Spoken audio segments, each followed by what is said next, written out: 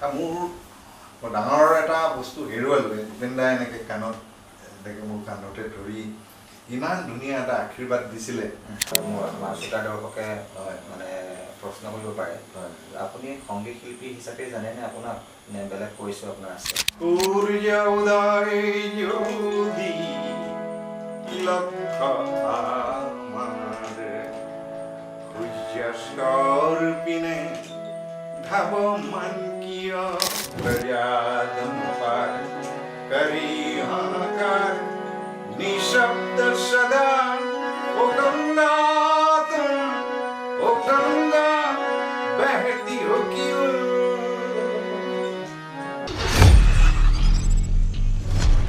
নমস্কাৰ, মই বিশ্বজ্যোতি বৰুৱাই আপোনালোক সকলোকে শব্দবৃক্ষলৈ স্বাগতম জনাইছোঁ। আশা ৰাখিছোঁ আপোনালোক ভালে আছে, ভালে থাকক।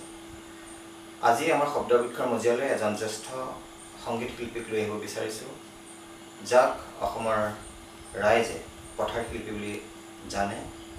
তেখেতে ভূপেন হাজৰিকাৰ সংগীতসমূহ অসমৰ বিভিন্ন প্ৰান্তত বিভিন্ন মঞ্চত ইতিমধ্যে পৰিৱেশন কৰি আহিছে আৰু অনাগত দিনতো কৰি থাকিব। নিজৰ সংগীত পৰিৱেশন কৰাৰ সমান্তৰালভাৱে তেখেতে ভূপেন হাজৰিকাৰ সংগীতসমূহ খুব সাৱলীলভাৱে, খুব সুন্দৰভাৱে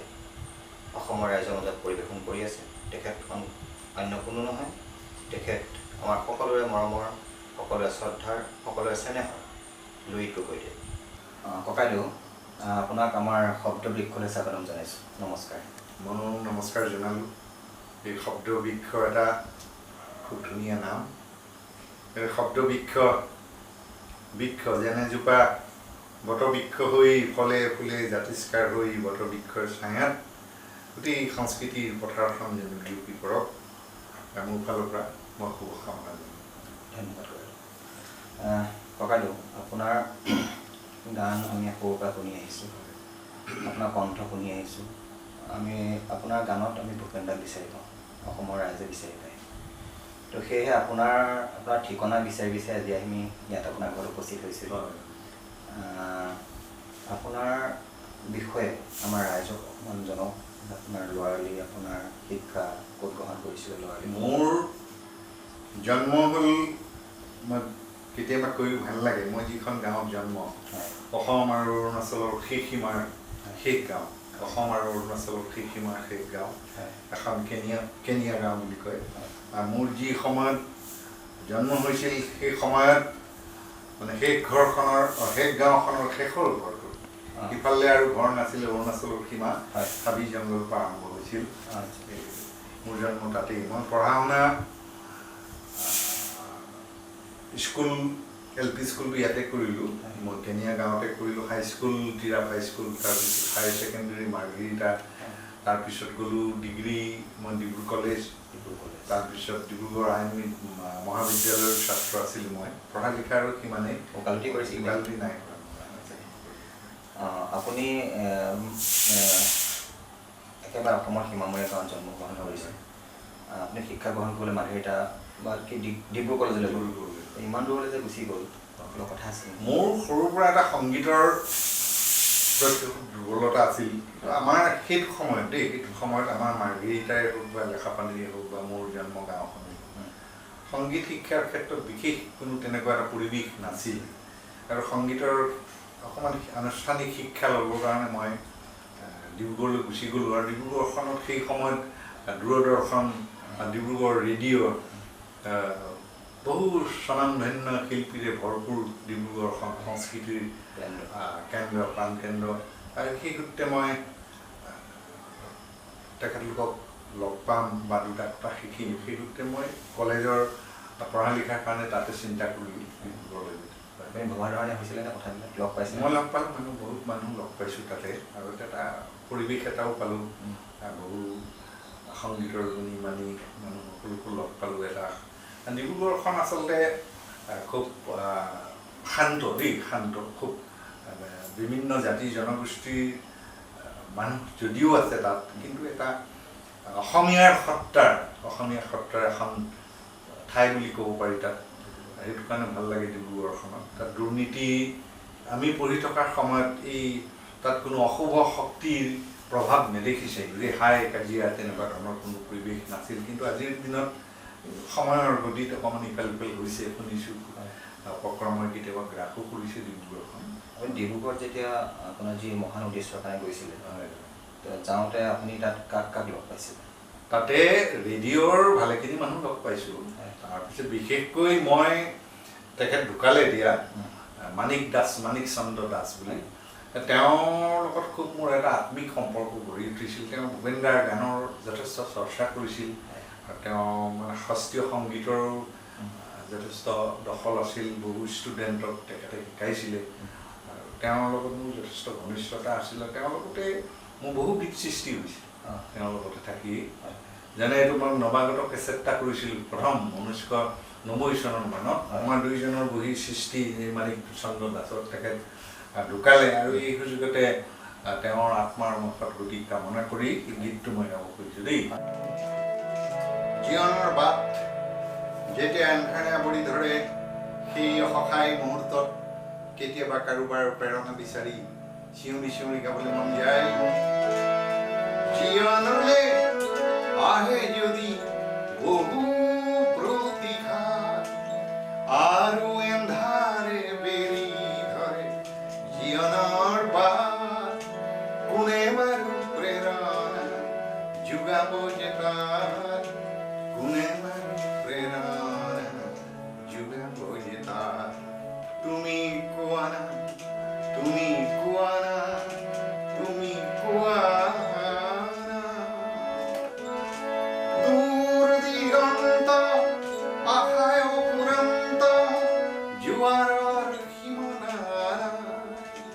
বাধাৰ কলি পুয়া কোনো পুয়াই সংঘাতে চকুল পুয়াই কোনে বাৰু প্ৰেৰণা যোগাব যে তাত কোনে বাৰু প্ৰেৰণা যোগাব যে তাত তুমি কোৱা না তুমি কোৱা না তুমি কোৱা না কি যে মায়া ভৰা এই জীৱন ধৰা কি যে বিনন্দিয়া হাঁহি কান্দোন ভৰা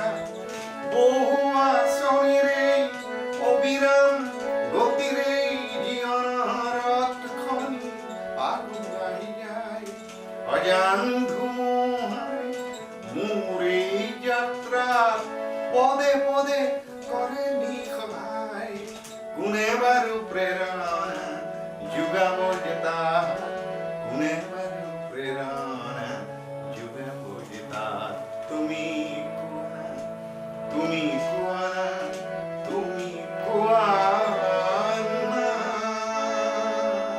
আপুনি যিটো গীত গালে সেই গীতটো এতিয়া মই নষ্টালজিক হৈ আছিলোঁ বহুত সময় হয় যে আমি যেতিয়া খুব সৰু আছিলোঁ আমাৰ যিসকল অগ্ৰজ আছিল তেওঁলোকৰ মানে ডেকা ল'ৰাবিলাকৰ কথা কৈছোঁ দেই তেওঁলোকৰ মুখে মুখে গানটো প্ৰায় আমি শুনিবলৈ পাইছিলোঁ আৰু আজি মোৰ সৌভাগ্য যে সেই গীতটো আৰু সেই গীতৰ যিজনে গীতটো গাইছিল তেওঁক আজি মই লগতে পাইছোঁ ভাল লাগিছে মোৰ নামটো আমাৰ শব্দবৃক্ষৰ সমূহ দৰ্শকেও ভাল পাব যিটো আপোনাক সকলোৱে বিচাৰি আছিল বা মোক কমেণ্ট কৰিছিলে যে আপোনাক লগো লাগে আমি লগ পাব লাগে এই গানৰ যিবিলাক কথাবিলাক আপুনি নিজে লিখানে মই ইমানবিলাক গীত গালোঁ এতিয়া প্ৰায় 200-250 ওপৰ গীত হ'ল মোৰ হয় খুব সম্ভৱ 10টামান গীত মই বেলেগৰ গীত যিখিনি বিষয়বস্তুখিনি চাই লওঁ দেই গীতৰ বিষয়বস্তুখিনি যদি গাম্ভীৰ্যপূৰ্ণ হয় ভাষাৰ শব্দৰ এনেকুৱাখিনি যদি মৰ্যাদাটো ঠিক থাকে তেতিয়া সেই গীত মই প্ৰায় 10টামান বেলেগৰ গীত গাইছোঁ বাকী মই নিজেই এইটো কাৰণেই মই শব্দটো আচলতে গান এটা সৃষ্টি কৰিবলৈ হ'লে তাৰ এটা পটভূমি থাকিব লাগিব গানটোৱে কিবা এটা গানটোৰ কিবা লক্ষ্য উদ্দেশ্য থাকিব লাগিব এনেই আৰু আজিকালি আৰু 2-4টা শব্দ য'ৰ পৰা টানি আজুৰি আনি লগায়ো গানৰ সৃষ্টি হয় কিন্তু মই সেইটো ক্ষেত্ৰত সদায় বিষয়বস্তুটোৰ ক্ষেত্ৰত মই সদায় গুৰুত্ব দিছিলোঁ আৰু সেইকাৰণে যাতে গীত গাবলৈ মই অকণমান অসুবিধাও পাওঁ মানে গানত মানে এটা বাৰ্তা থাকিব লাগে সমাজৰ কাৰণে কিবা এটা যদি মেছেজ যায় ভাল লাগিছিল দিয়ক নহয় এই গীতটোতো আপোনাৰ বৰ ধুনীয়া কথা আছে এইটো আচলতে মই 1990 চন মানত কেছেট এটা কৰিছিলোঁ দেই নৱাগত কেছেট মোৰ প্ৰাৰম্ভিক পৰ্যায়ত যিটো কেছেট কৰা আগমুহূৰ্তত বহুত ইতিহাস আছে প্ৰথমতে আহি আৰু ইয়াৰ পৰা গুৱাহাটীত গৈ ইমান পিছপৰা অঞ্চলত থাকোঁ নৈ এখন পাৰ হৈ যাব লাগে তাত লাইটৰ পোহৰ নাই শিক্ষাৰ পোহৰ নাই সংগীতৰ পোহৰ নাই এনেকুৱা এটা অঞ্চলৰ পৰা গুৱাহাটীত গৈ গানৰ ৰেকৰ্ড কৰিম সেইটো এটা কল্পনাৰ অতীত কিন্তু সেই সময়ত মোৰ সংগীতৰ প্ৰতি যিটো ধাউতিৰ প্ৰতি লক্ষ্য ৰাখি মই সদায় চিৰকৃতজ্ঞ অৰূপ কুমাৰ চৌধুৰী জয়ৰামপুৰৰ তেওঁ বন বিষয়া আছিল ফৰেষ্ট ডিপাৰ্টমেণ্টত কাম কৰিছিল তেখেত ঢুকালে তাৰ লগতে সুনীল দত্ত আমাৰ জাগুনৰ তেওঁ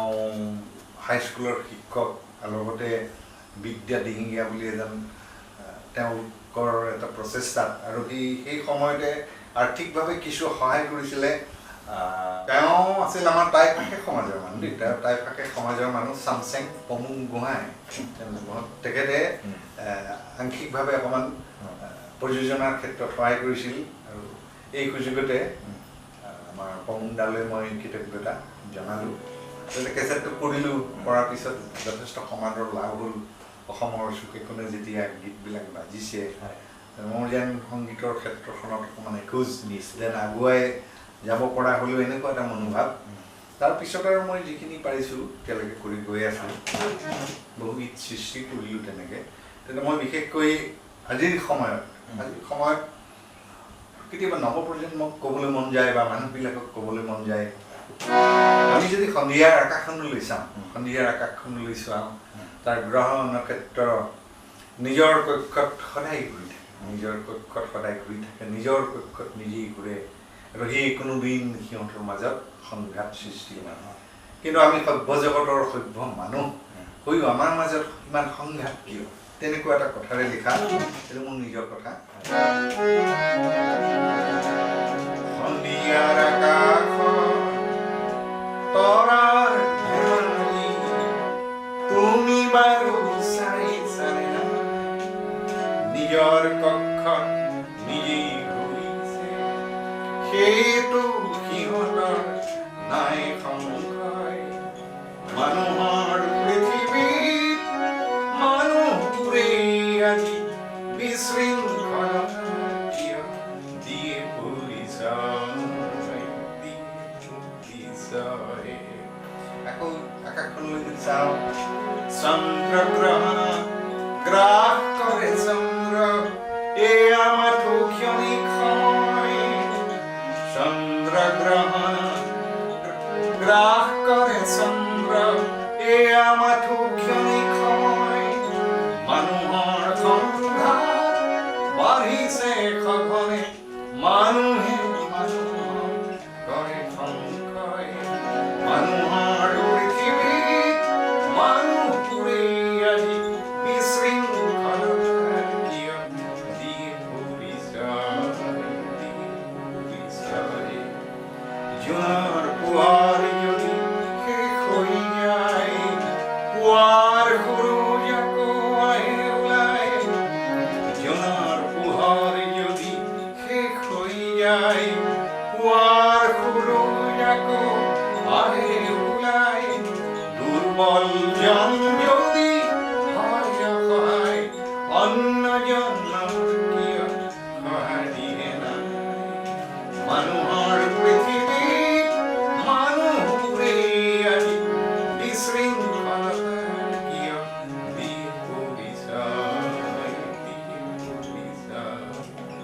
দিয়ে পৰিচয় খুব সুন্দৰ গীত প্ৰাসংগিক আৰু সমাজৰ কাৰণে এইটো চিৰসেউজ গীত মানে সদায় প্ৰাসংগিক হৈ থাকিব এতিয়া এখন মই কিতাপত পাইছিলোঁ যে পৃথিৱীখন ধ্বংসৰ মূলতে মানুহেই পৃথিৱী মানুহে ধ্বংস কৰিব আৰু যেতিয়া আপোনাৰ ঘৰৰ ফালে আহি আছোঁ তেতিয়া আমি সোঁফালে দেখিছোঁ পাহাৰটো একদম পুৰা লঠঙা পাহাৰ ৰঙা পাহাৰ খুব দুখ লাগিছে পাটকাই পাহাৰখনৰ খুব দুখ লাগিছে এইবিলাক হ'ল কিনো কম যে মানুহ প্ৰকৃতিক ধ্বংস কৰাৰ যিটো আঁঠু মূৰত এখন বিচৰাৰ যিটো প্ৰৱণতা সেই প্ৰৱণতাক এতিয়া আমি সাধাৰণ মানুহে চিঞৰিতো লাভ নাই হাতীৰ ছালত জানো খজুৱালে কিবা লাভ হ'ব গতিকে এটা ডাঙৰ পাকচক্ৰ আছে আমি আৰু তাৰপিছত দৌৰি এনেই মানুহৰ লগত শত্ৰুতা বৰাহী লোৱাতকৈ গানেৰে কিবা এটা ক'ব খুজিছোঁ দেই। বনানীকৰণ মানৱী ধৰণ পূজাৰ সময় হৈ মানুহ প্ৰতিজন সেউ জীৱন নিবিনে বৰ ভয়াৱহ অনাগত দিন প্ৰতিটো ক্ষণ বনানীকৰণ মানৱী ধৰণ পূজাৰ সময় হৈ মানুহ প্ৰতিজন সেউ জীৱন নিবিনে বৰ ভয়াৱহ অনাগত দিন প্ৰতিটো ক্ষণ বুজি পাব লাগিব এতিয়া মানুহৰ গৰম কিমান হৈছে, মানুহ সহ্য কৰিব পৰা নাই, তাৰ মূলতে হ'ল এই গছ গছনি। মানে আভিজাত্য বা আমাৰ সেই ওখ অট্টালিকাবিলাকে যেন আমাৰ গছ গছনিবিলাক খেদি খেদি গৈ আছে এনেকুৱা নাই চহৰৰ অট্টালিকা তুমি নাগৰিক এই চব পকা ঘৰটো নহয় ই ভদ্ৰলোকৰ বস্তি বাৰী তাত হৃদয় তাত হৃদয়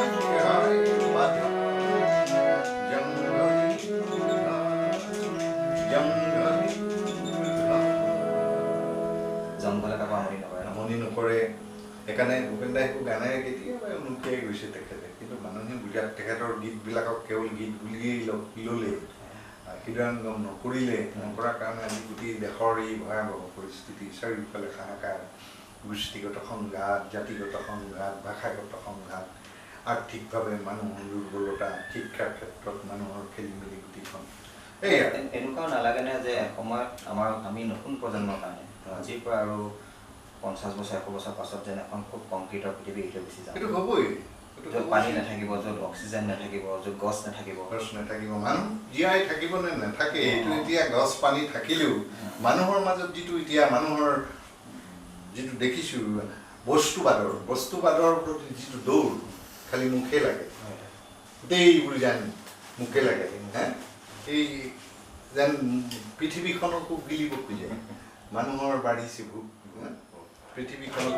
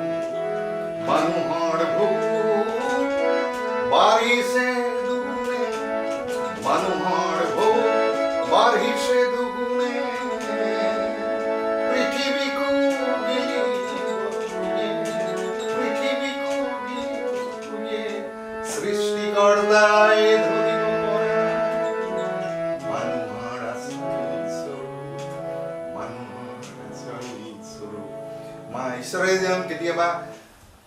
নিজকে কিবা অনুশোচনা হয়, মানুহ জাতিটোক কিয় সৃষ্টি কৰিলে, তেনেকুৱা এটা হয়তো ভগৱানে মনত এটা ভাৱ আছে। আৰু সেয়ে মই চিৰসুন্দৰ তুমি নামি আহা ধৰালৈ দুষ্ট দমন আৰু শান্তক পালন কৰিব পৰা কৰিবলৈ সময় ভগৱান বিষ্ণু, আল্লাহ, যীশু, বুদ্ধ কিংবা হে শ্রীরাম, তোমার অবতার যদি বলম হয়, পৃথিবীর মানুষ হব মহান, পৃথিবীর মানুষ হব মহান। ভগবান বিষ্ণু, আল্লাহ, যীশু, বুদ্ধ কিংবা হে শ্রীরাম, তোমার অবতার যদি বলম হয়,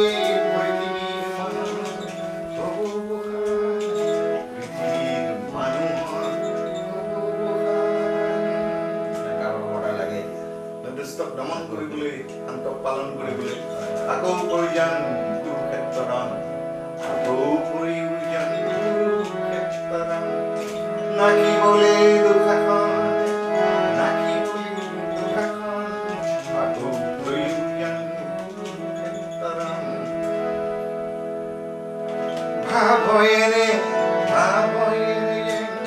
আকৌ হ'ব যেন ৰাজভৱন আকৌ হ'ব যেন ৰাজভৱন আকৌ প্ৰয়োজন কুৰুক্ষেত্ৰৰণ আকৌ প্ৰয়োজন কুৰুক্ষেত্ৰৰণ নাকিবলে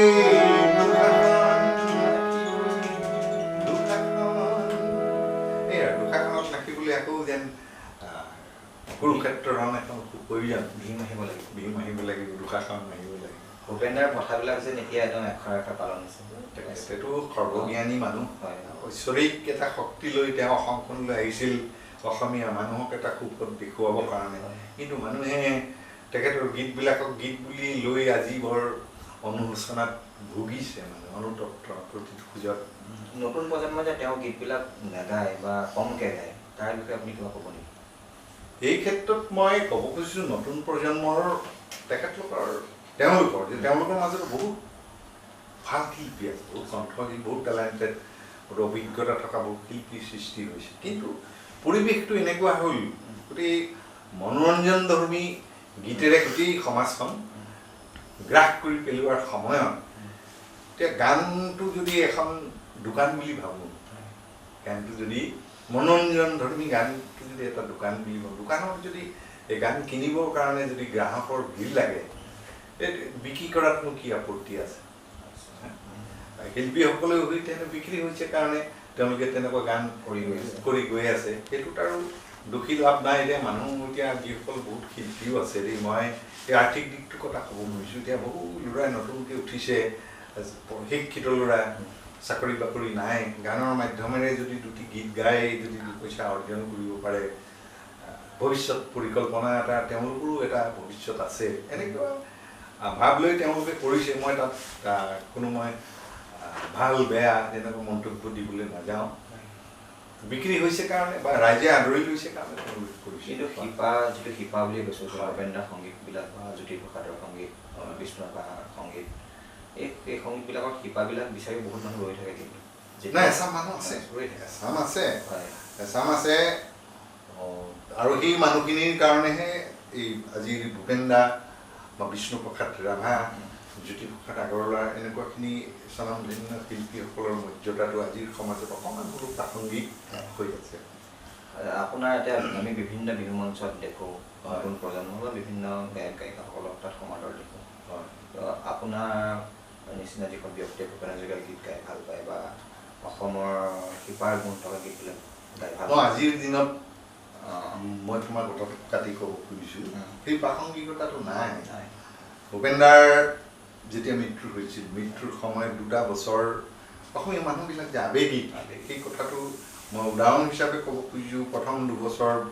ক'ৰবাত বিহু পাতিছে ক'ৰবাত সাংস্কৃতিক অনুষ্ঠান এটা পাতিছে ভূপেন দাৰ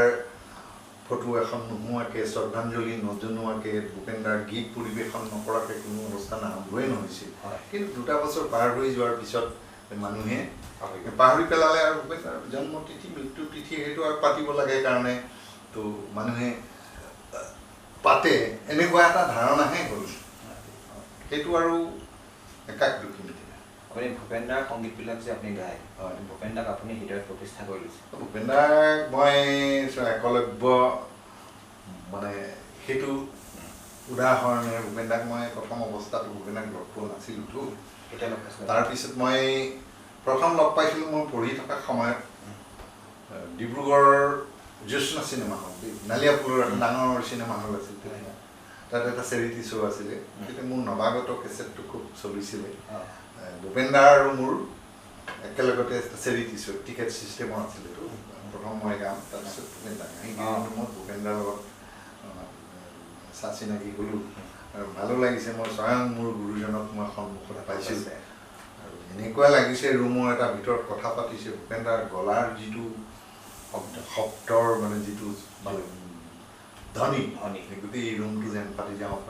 তেনেকুৱা আছিল ন? বৰ ধুনীয়া শুনিবলৈ তো তাতে মই গীত পৰিৱেশনো কৰিলোঁ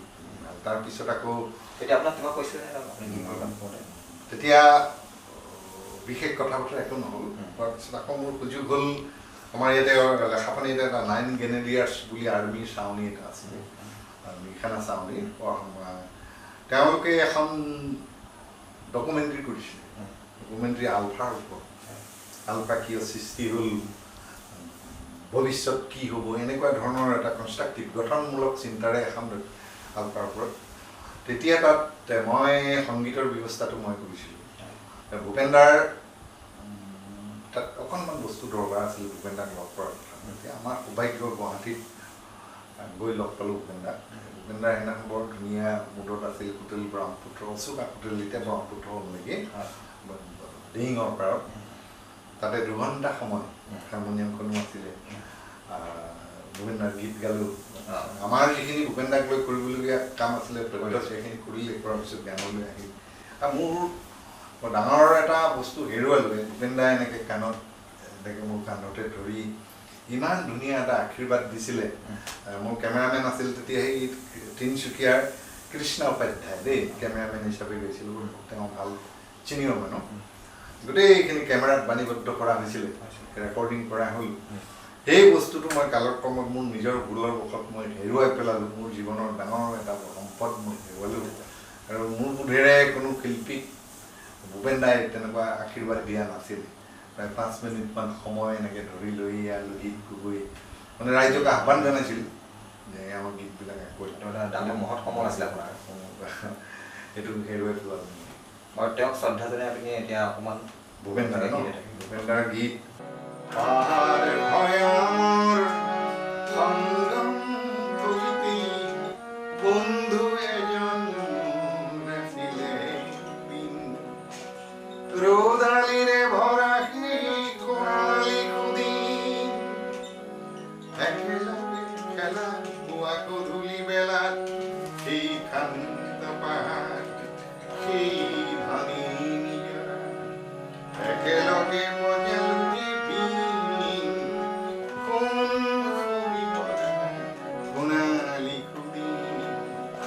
ৰ'দালিৰে ভৰা সেই সোণালী সুদিন সোণ সৰা সেই সোণালী সুদিন পাহাৰ আৰু লুইতৰে আকাশ তলি তুমি বজোৱা চিফুন মাইৰ প্ৰতিধ্বনি ধুন বাৰুদৰ গগন নিহত জাৰ কেঁচা তেজেৰে পৃথিৱী ৰঙীন কেনিবা উৰি গ'ল সোণালী সুদিন সোণ সৰা সেই সোণালী সুদিন ৰ'দালিৰে ভৰা সেই সোণালী সুদিন পাহাৰ ভৈয়ামৰ সংগমস্থলী কেনিয়াৰ আপোনাৰ জন্ম সেই অৰুণাচলৰ যিসকল নিবাসী অৰুণাচলৰ অৰুণাচল আৰু আমাৰ অসমৰ লোক তেওঁলোকৰ মাজত এতিয়া সম্প্ৰীতিটো কেনেকুৱা ধৰণৰ সম্প্ৰীতি বৰ্তমানলৈকে ঠিকে আছে আৰু এই সম্প্ৰীতি অটুট ৰাখিবৰ কাৰণে মই সেই অসম আৰু অৰুণাচলৰ সীমাটো জয়ৰামপুৰ বুলি কয় পাহাৰ ভৈয়ামৰ সংগমস্থলী জয়ৰামপুৰতে তাত ভূপেনদাক মাজত ৰাখি ভূপেনদাৰ এটা প্ৰতিমূৰ্তি তাতে স্থাপন কৰিলোঁ আমাৰ মই কৰা বুলি নহয় গতিকে সমূহীয়া প্ৰচেষ্টাত সংগঠনবিলাকেও সহায় কৰিলে তাৰপিছত আমাৰ স্থানীয় বিধায়ক ভাস্কৰ শৰ্মাদেৱেও কিছু অনুদান আগবঢ়ালে সকলোৰে প্ৰচেষ্টাত এটা প্ৰতিমূৰ্তি আমি তাত স্থাপন কৰি 2খন ৰাজ্যৰ অসম আৰু অৰুণাচল 2খন ৰাজ্যৰ তাতে আমি ভূপেনদাক মাজত ৰাখি এটা সম্প্ৰীতিৰ কেন্দ্ৰস্থল গঢ়াৰ চিন্তা কৰিছোঁ ইতিমধ্যে প্ৰতিমূৰ্তিটো হৈ গ'ল বাকীখিনি কাম পৰ্যায়ক্ৰমে আগবঢ়াবলৈ আমি চেষ্টা কৰি আছোঁ হোৱাগৈ নাই বৰ্তমান বহু কাম বাকী আছে 2খন ৰাজ্যৰ মাজত খুব সমিল সেই সম্প্ৰীতিটো আমি বজাই ৰাখিছোঁ কিন্তু দেই বজাই ৰাখিছোঁ কেলৈ অৰুণাচলৰ মানুহখিনিও যথেষ্ট সংযম আৰু অসমৰ মানুহখিনিও তেওঁলোকৰ প্ৰতি এটা আন্তৰিকতা আছে আৰু সেইটোতে কোনোদিন সংঘাত হোৱা নাই বৈবাহিক সম্পৰ্ক হয়নে বৈবাহিক সম্পৰ্ক আছে অসমৰ অৰুণাচল বৈবাহিক সম্পৰ্ক আছে ভাষা কি আছিলে ভাষা তাত তেওঁলোকতো যথেষ্ট কাষ্ট আছে টাংচাসকল আছে চিংফু আছে নক্টে আছে ৱাংফু আছে ভালেখিনি নিজৰ নিজৰ দোৱানবিলাক আছে অসমীয়া চলে হিন্দী চলে ভঙা ভঙা অসমীয়া প্ৰায়বিলাক অৰুণাচলৰ আমাৰ যিখিনি জয়ৰামপুৰ বা এইটো মেয় নামচি প্ৰায়বিলাকে অসমীয়া ধুনীয়াকৈ জানে অসমীয়াতে আদান প্ৰদান হয় ভূপেন্দ্ৰৰ অৰুণাচলৰ লগত ভাল সম্পৰ্ক আছিল অৰুণাচললৈ ভূপেন দাইটো আৰু যথেষ্টখিনি কৰি থৈছে হয় আপোনাৰ নেপালৰ ৰাষ্ট্ৰপতিৰ লগত কিবা এটা সম্পৰ্ক মানে কথা এটা হৈছিল সম্পৰ্ক মানে সেইটো হেৰি হ'ল প্ৰথমতে মই ভূপেন দাৰ বিয়োগৰ পিছত মহাপ্ৰয়াণৰ পিছত ভূপেন দাৰ গানখিনি মই নেপালী ভাষাত অনুবাদ কৰি কিবা কাৰণত যেন মই নেপাললৈ লৈ যাব পাৰোঁ এনেকুৱা ধৰণৰ পৰিকল্পনা এটা কৰি ভূপেন দাৰ গান কেইটামান নেপালী ভাষালৈ অনুবাদ কৰিলোঁ কৰাৰ পিছত আমাৰ ইয়াতে অনুবাদ কৰি দিছিলে ঘৰৰ কাষতে ৰাম ঢাকাল বুলি শিক্ষক এজন তেওঁ দুটামান কৰিলে তাৰপিছত ভীম ধামালা নেপালী সাহিত্য বা আমাৰ অসমীয়া সাহিত্য তেওঁ এজন ভাল সাহিত্যিক তেওঁ দুটামান গীত অনুবাদ কৰি দিলে এনেই ৰেকৰ্ড কৰি মোৰ সৌভাগ্য কাৰ্বি আংলঙৰ এজন গোৰ্খা সম্প্ৰদায়ৰ মানুহ ৰণ কাফলেৰ লগত মোৰ এটা ঘনিষ্ঠতা আছিল গোটেই নেপালৰ যাত্ৰাটোৰ গোটেই মানে যিটো প্ৰচেছটো দেই তেওঁ যোগসূত্ৰটো নেপালৰ লগত কৰাই দিয়াৰ পিছত তাত গৈ মই ভূপেন দাৰ এইটো মানিছকে লাগি বুলি এটা মানুহে মানুহৰ বাবে নামাকৰণে ভূপেন দাৰ গান কেইটামান কৰি দিলোঁ তাতে দিয়াৰ পিছত পিছৰ বছৰ তেখেতলোকে এটা মোৰ লোহিত গগৈ সাংস্কৃতিক সন্ধিয়া এটা আয়োজন কৰিলে নেপালতে কৰিলে কৰাৰ পিছত প্ৰায় ৬-৭খন অনুষ্ঠানত মই গীত পৰিৱেশন কৰিলোঁ তাৰপিছত আকৌ এখন অনুষ্ঠান লৈ ৰাষ্ট্ৰপতি অহাৰ কথা আছিল কিন্তু তেওঁ স্বাস্থ্যজনিত কাৰণত আহিব নোৱাৰিলে পিছদিনাখন আমাৰ ৰাষ্ট্ৰপতি ভ্ৰমণলৈ মাতি পঠিয়ালে তাত গ'লোঁ গৈ বহু সময় চৰ্চা চলিলে ভূপেন দাৰ গান নেপালী ভাষা জানে মই ক'ব পৰা যায় আৰু বুজি পাওঁ সৰু সুৰা ৰাষ্ট্ৰপতিটো আপোনাৰ নেপালীতে পাৰিব পাতিছোঁ ভূপেন দাৰ প্ৰসংগলৈও আহিলে তেতিয়া তাতে মই অসমৰ হৈ গামোচা এখন ফুলাম জাপি শৰাই এখন লৈ গৈছিলোঁ আৰু তেওঁ নেপালী মানে গোৰ্খা সম্প্ৰদায়ৰ এটা টুপি এখন কুকুৰীৰে তেওঁ দেশবাসীৰ হৈ নেপালবাসীৰ হৈ মোক অকণমান সন্মান আগবঢ়ালে সেইটো এটা মোৰ জীৱনৰ বিদেশৰ এজন ৰাষ্ট্ৰপতিৰ পৰা ইমানখিনি সন্মান পালোঁ এইটো ক্ষেত্ৰত সন্মানটো পোৱাৰ ক্ষেত্ৰত মই ভূপেন দাৰ গীতখিনিকে মই ক'ব লাগিব নহ'লেনো আমাৰ নিচিনা সাধাৰণ মানুহ ইমান দূৰ গীতসমূহ আপোনাৰ মই নেপালী ভাষালৈ কৰিছিলোঁ চৰণতে দিবা ঠাই খেতিয়কৰ নিস্তাৰ নাই মাটিৰ দিনে সহায় দয়া কৰা দয়াশীলা এই গীতটোকে মই আমাৰ গোৰ্খালী ভাষাসকলৰ ভাষালৈ অনুবাদ কৰি গোৱা হৈছিল হে ধৰতী মাতা চৰণ মাথাও দেউ কিষাণ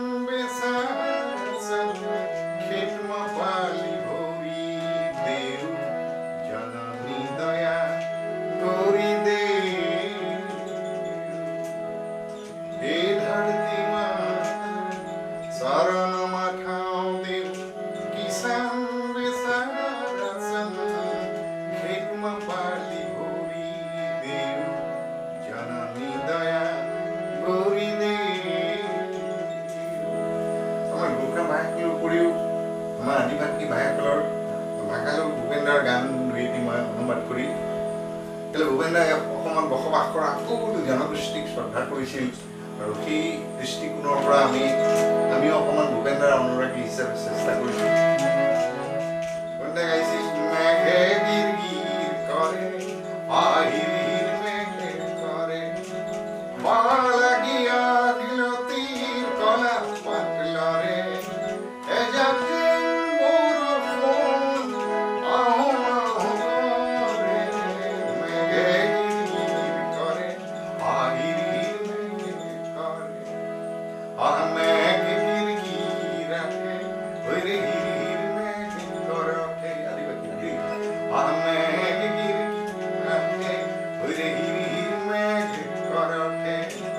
হাওয়া পাইকে কলা গাছে ৰাগা পাখিলামে একজন জিসন বৰসন আবো আবো কৰতে মেঘে গিৰগি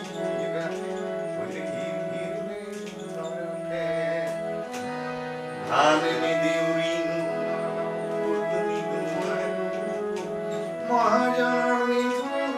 নিমিষৰ গেলিবাই ধান নাই দিব ঋণ নাই দিব শুধু বিনাই দিব আর মহাজনকে চতুর বুদ্ধি গায়ে বারসাব হার ভাঙা কাম করলি তনকে ঘামাতি মেহেলি হাসত বিছান ধরালি সাহস আর বাড়ালি ওরে হির হির মেঘে করতে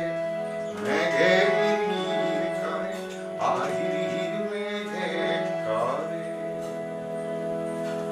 বঢ়িয়া। তেওঁ অসমীয়া জনগোষ্ঠীৰ বিষয়ে যিমান গীত লিখিছে হয়। সকলোকে ভাল পায়, সকলোকে মৰম প্ৰীতিৰে একেডাল এনাজৰীয়ে বান্ধি থব বিচাৰে।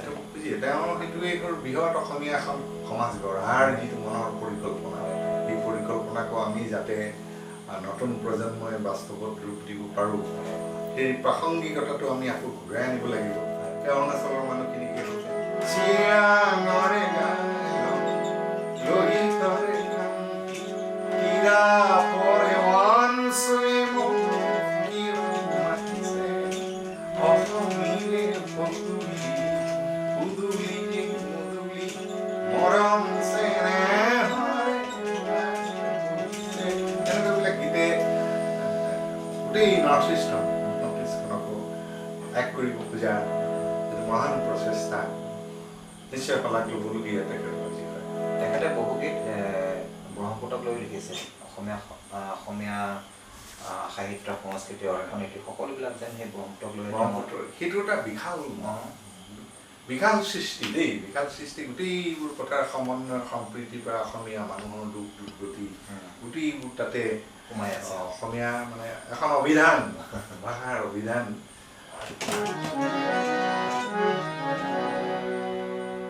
মহাবাহু ব্ৰহ্মপুত্ৰ মহামিলনৰ তীৰ্থ কত যুগ ধৰি আহিছে প্ৰকাশী সমন্বয়ৰ অৰ্থ। মহাবাহু ব্ৰহ্মপুত্ৰখনক চৰকাৰ কৰিছিল। আকৌ কেতিয়াবা আহি একেজন ভূপেন দাই মহাবাহু ব্ৰহ্মপুত্ৰই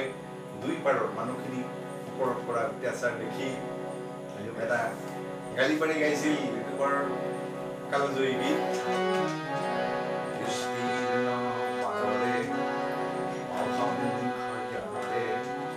হাহাকাৰ শুনিও নিশব্দে নীৰৱে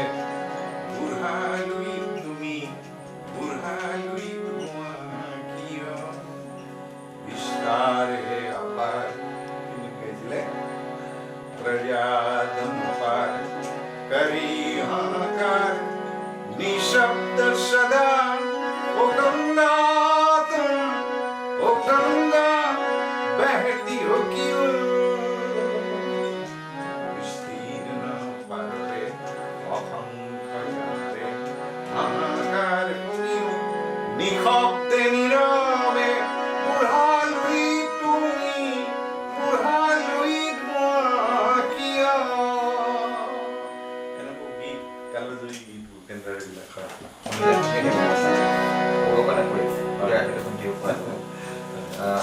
আপুনি ভূপেন হাজৰিকাৰ গীতৰ বা আদৰ্শক আপুনি বুকুত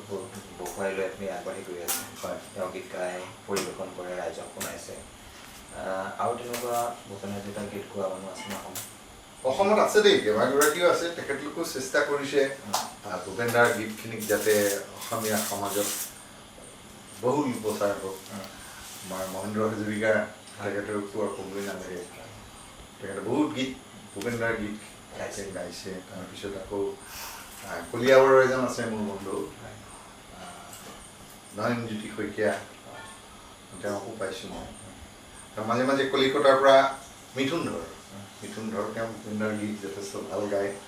মোৰ ইয়াত আহি এখন ঘৰতে প্ৰায় 10 দিনমান আছিল নেকি। একেলগতে চৰ্চাও কৰিছিলোঁ, ডিব্ৰুগড়ত ভালকেইটা অনুষ্ঠানো কৰিছিলোঁ। মই এইটো অঞ্চলত তেখেতক মই পৰিচয় কৰাই দিয়া বুলি ক'লেও বেয়া নহ'ব নেকি।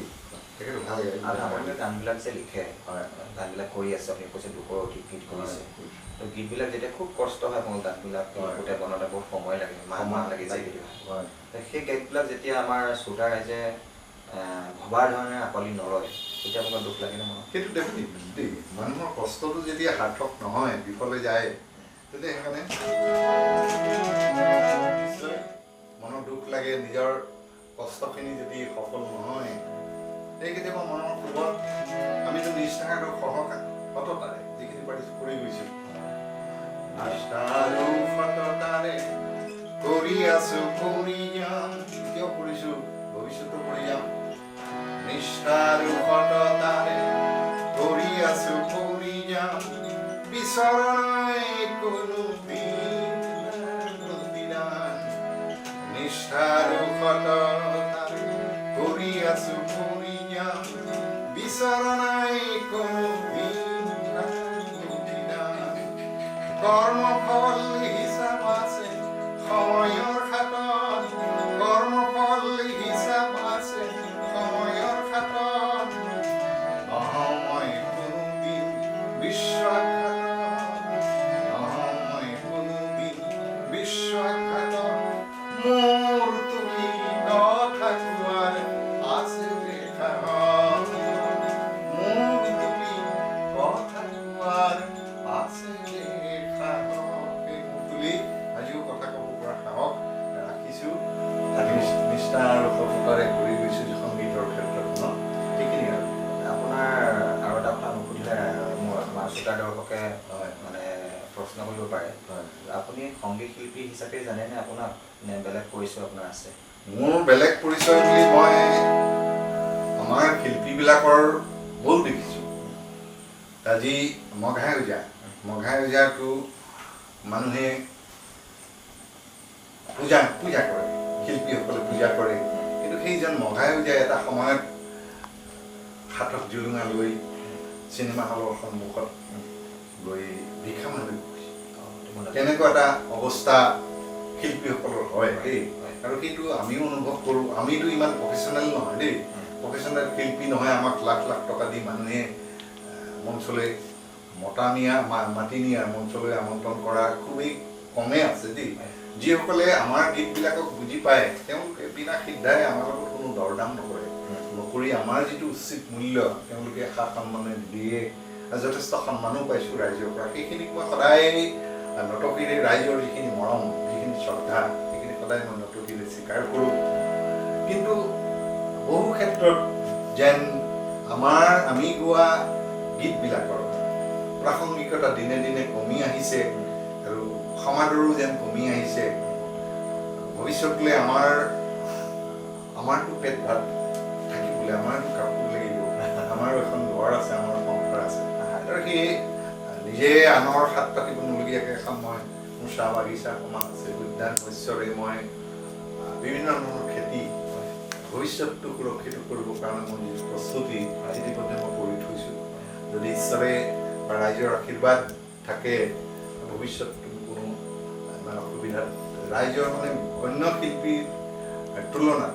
যে কিবা বিপদ হ'লে যাতে ৰাইজৰ পৰা সহায় বিচাৰিবলগীয়া নহয়। মঘাই ওজাৰ নিচিনা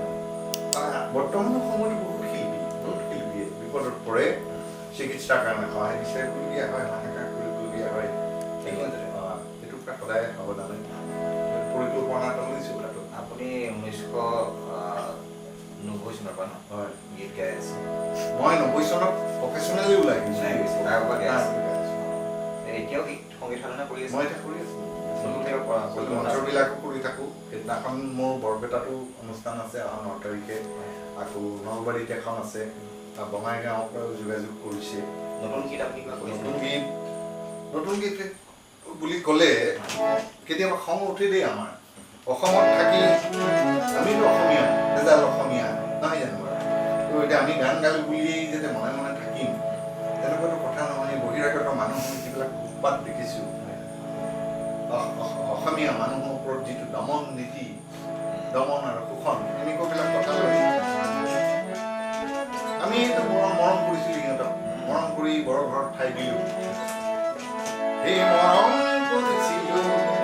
মূৰত মেখায়ো খুৱালো আছিলি ভোকা। মৰম কৰিছিলোঁ মূৰত মেখায়ো খুৱালো আছিলি ভোকা। সৰললাৰ দাই সুযোগ বুলি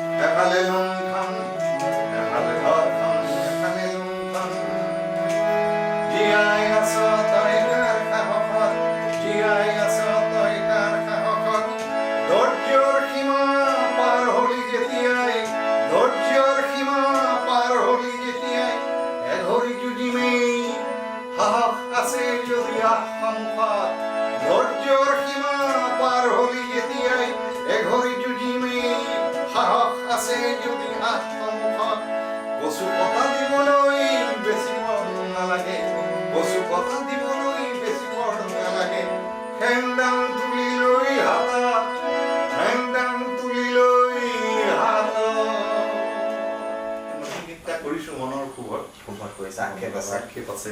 বেয়া লাগে কেতিয়াবা কেতিয়াবা আমাৰ ইয়াতে থাকিলে ইয়াতে খালা খাই আকৌ তুমি কাৰ সাহসত যেন গোটেই আমাৰ থলুৱা মানুহখিনিকে তোমালোকে নিষেধ কৰিব খুজিছা এইটো এটা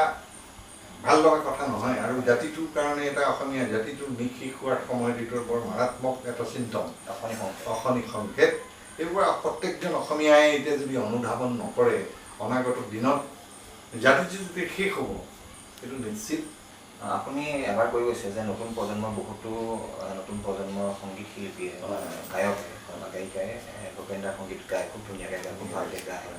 তো আপোনাৰ তেনেকুৱা কোনোবা শিষ্য আছে নেকি যি আপোনাৰ শিষ্য বুলি নহয় আমাৰ এটা নৈতিক দায়িত্ব আছে দেই নৈতিক দায়িত্ব আমি নতুন প্ৰজন্মক যদি আমাৰ এতিয়া বয়স হৈছে আমি সমাজখন দেখিছোঁ আমাৰ সাধ্য অনুসৰি যদি কাৰোবাক যদি অকণমান যদি উৎসাহ জনাই নিদিওঁ সেইটো এটা অকণমান নিজকে মানে স্বাৰ্থপৰ নিচিনা লাগে আৰু আমাৰ এটা নৈতিক দায়িত্ব আছে কাৰোবাৰ যদি ভাল প্ৰতিভা দেখোঁ উজ্জ্বল ভৱিষ্যত দেখোঁ অকণমান আগুৱাই নিয়াত আমাৰ আপত্তি কি হ'ব হয় আমাৰ আপুৱাতি সেই মই মোৰ ঘৰৰ কাষৰে তাই কস্তুৰী তাই সৰু ছোৱালী কস্তুৰী গগৈ তাই সাধনা কৰিছে আৰু এটা কথা ঠিক অপ্ৰিয় হ'লেও বাস্তৱতে সত্য আমি যিটো অঞ্চলত আছোঁ শাস্ত্ৰীয় সংগীতৰ যিটো আনুষ্ঠানিক শিক্ষাৰ বিশেষ এটা পৰিৱেশ নাই ইয়াত তথাপিতো তাই যিখিনি পাৰিছে চেষ্টা কৰিছে মই ভাবোঁ এই কস্তুৰী তাইকো মোৰ লগতে মই এটা গীত গোৱাই দিব খুজিছোঁ ভূপেন দাৰ গীত দেই গোৱাই দি মই ৰাইজক পৰিচয় কৰাই দিব খুজিছোঁ আৰু অনুৰোধ কৰিলোঁ তাইকো যাতে ৰাইজে আঁকোৱালি লওক আঁকোৱালি বুলি নহয় আশীৰ্বাদ কৰক আমাৰ ভৱিষ্যতটো সুন্দৰ হওক সংগীত জগতখনক সেইখিনি আৰু অগ্নি শক্তি ৰক্ত বৰ্ণে জলে জ্বলিলে মুক্তি পিয়াসী সুপ্ত মানুহৰ বক্ষতি হৈ গলে গলিলে জনতা তন্ত্ৰ সাজি ললো অস্ত্ৰ স্বতন্ত্ৰতাকে আনিম বুলি সুখনি জৰ্জৰ সহস্ৰ মানুহৰ আৰ্ণনা আৰু নুশুনো বুলি আমাৰে দেশতে ফলগু সদৃশ গুপ্ত সংগ্ৰাম চলে চলিলে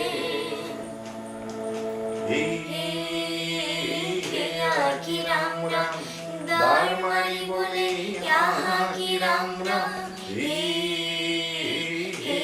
কি ৰাম ৰাম জীৱন লুই তলে কি ৰাম ৰাম কি ৰাম ৰাম ক্ষুদ্ৰ স্বাৰ্থ এৰি কি ৰাম ৰাম কি ৰাম ৰাম সূৰ্য উদয় যদি লক্ষ্য আমাৰ সূৰ্যাস্তৰ পিনে ধাৱমান কিয় শীতল বৃষ্টি যদি কাম আমাৰ অনাবৃষ্টি খেদি ফুৰিছো কিয় সূৰ্য উদয় যদি লক্ষ্য আমাৰ সূৰ্যাস্তৰ পিনে ধাৱমান কিয় শীতল বৃষ্টি যদি কাম্য আমাৰ অনাবৃষ্টি খেদি ফুৰিছো কিয় অনাবৃষ্টি খেদি ফুৰিছো কিয় সূৰ্য উদয় যদি লক্ষ্য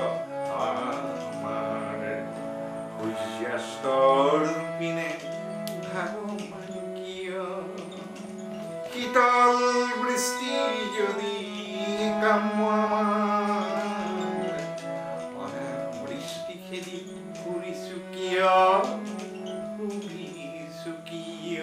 বহুত গান শুনালে ভাল লাগিলে আৰু ভূপেন হাজৰিকাৰ গীত সাধাৰণতে শুনিলে আমাৰ ওৱেই নপৰে শুনি থাকিবলৈ মন যায় তাতে আপোনাৰ গীতো শুনিলোঁ খুব সুন্দৰ সুন্দৰ কথা তাৰ যিবিলাক বাৰ্তা আছে খুব সুন্দৰ অনাগত দিনত আকৌ আপোনাক লগ পাম এনেকৈ ভাল লাগিলে সময়ৰ প্ৰতি লক্ষ্য ৰাখি আমি আজি ইমানতে অনুষ্ঠানটো সামৰিব লাগিব ক'বলগীয়া আছে তোমালোক আহিলা ইমান দূৰৰ পৰা মোৰ মনৰ কথাখিনি যিখিনি পাৰিলোঁ কোনো অকৃত্ৰিমভাৱে কৃত্ৰিমতা নথকাকৈ মনৰ কথাখিনি খুলি ক'লোঁ ক'ৰবাত যদি অজানিতে অকণমান বঢ়াই কৈছোঁ বা কিবা ভুল কৈছোঁ শ্ৰোতা ৰাইজৰ ওচৰত মই নতশিৰে প্ৰণাম জনালোঁ। আৰু অনাগত দিনত আমি গান গোৱা মানুহ, শ্ৰোতা ৰাইজক আমি সদায় ঐশ্বৰিক শাৰীতে ৰাখি আমাৰ যে শ্ৰদ্ধা আৰু ভক্তি সদায় থাকে, আৰু সেই শ্ৰদ্ধা আৰু ভক্তি আপোনালোকৰ চেনেলটিৰ জৰিয়তে আপোনালোকলৈ মোৰ সেৱা জনালোঁ। আকৌ ভৱিষ্যতে লগ পোৱাৰ আশাৰে নমস্কাৰ জনালোঁ। নমস্কাৰ।